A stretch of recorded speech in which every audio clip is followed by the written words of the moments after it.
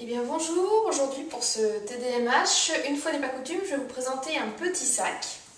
C'est le modèle Bête de chez Naténine.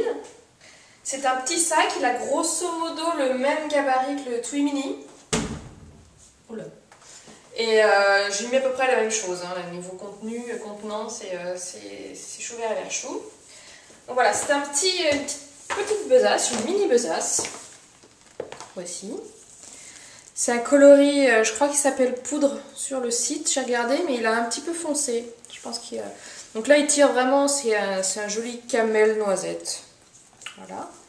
Il y a le nom de la marque qui est marqué sur le cuir. Donc voilà, quand on l'ouvre, en fait, il y a deux compartiments zippés. Je vais me reculer un petit peu. Là, je pense que ça devrait être bon. Donc voilà, il y a donc un rabat aimanté et à l'intérieur deux compartiments zippés. Et alors là par contre, niveau ergonomie, il n'y a pas de poche à l'extérieur, hein, je vous le dis. Il y a un truc qui me dérange fortement, c'est que si devant pour l'ouvrir, oui, les petites cravates là sur les zips pour l'appréhension, si celui de devant ça va à peu près, voilà, on peut ouvrir, ça s'ouvre bien, il y a des petits... contrefort, enfin en tissu sur le côté pour pas que tout le contenu se casse la margoulette. Par contre, celui qui est au dos, c'est un peu plus problématique parce qu'il y a l'anse au milieu. Donc du coup, quand on l'a en bandoulière, on est toujours embêté par cette anse pour l'ouvrir. Et même là, ça bloque et tout. Donc celui de l'arrière, il faut même mettre les trucs dont on va pas se servir régulièrement, genre 26 fois par jour. Genre typiquement le téléphone, je le mets pas là, quoi. Voilà, à l'arrière. Les deux compartiments sont de la même taille. Et dedans, il y a une micro-poche zippée en plus. Très honnêtement, j'y mets rien. Je m'en sers pas de celle-là parce que je préfère...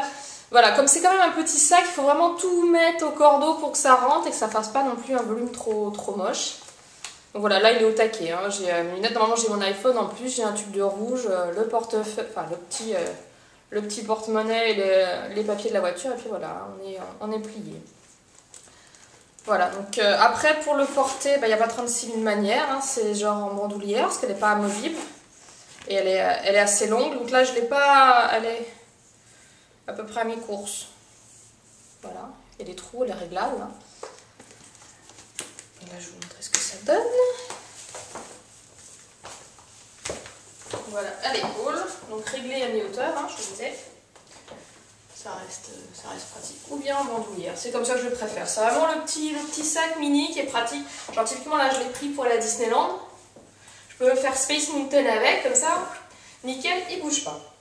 Il s'est bien pris la pluie aussi. Autant mes ballerines aliens n'ont pas forcément survécu parce qu'elles ont des auréoles et tout, il faut que j'essaie de les récupérer.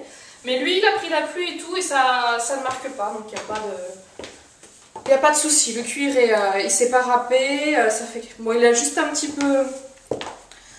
peu noirci là où ça frotte, hein, normal. Pourtant j'ai pas mis de sling brut, de jean brut. Mais bon, malgré tout, il a tendance un peu à foncer.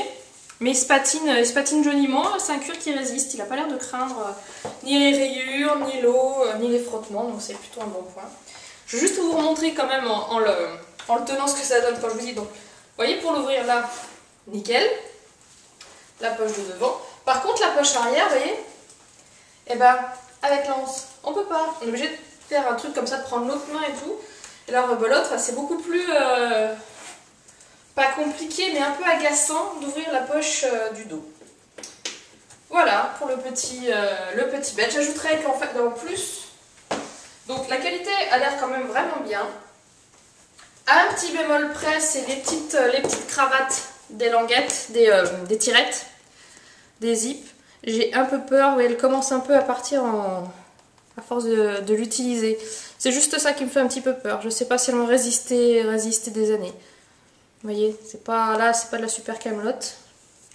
C'est le seul petit point négatif que j'ai à faire sur la qualité. Et l'autre point négatif sur l'ergonomie, c'est là. Voilà, qu'on a du mal à ouvrir la poche de derrière à cause de l'anse. Mais en même temps, je sais pas trop où ils auraient pu la mettre. Donc voilà. Voilà, donc c'est quand même un sac que j'utilise relativement souvent. Parce que le petit sac, la couleur camel, c'est franchement un sac, c'est comme le noir, quoi. Il faut en avoir un dans sa garde-robe. Et en plus, le prix est abordable parce que je crois qu'il est à 95 €. Donc voilà, pour le bête.